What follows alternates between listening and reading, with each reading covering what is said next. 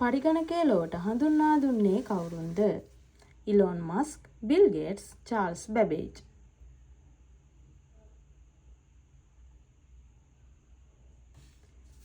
Elon Musk.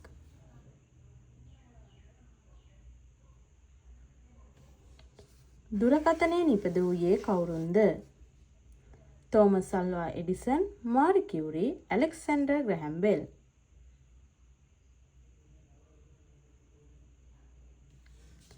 Alexander Graham Bell. වෙදනලාව නිර්මාණය කරනු ලැබුවේ රෙනේ ලෙනෙක්, විලියම් කොල්ෆ්, එඩ්වඩ් සෝක්.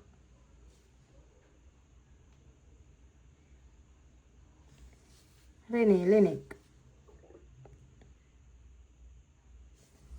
රූපවාහිනී යන්ත්‍රය ලොවට හඳුන්වා දුන්නේ Thomas Alva Edison, John Logie Baird, Charles බැබේජ්.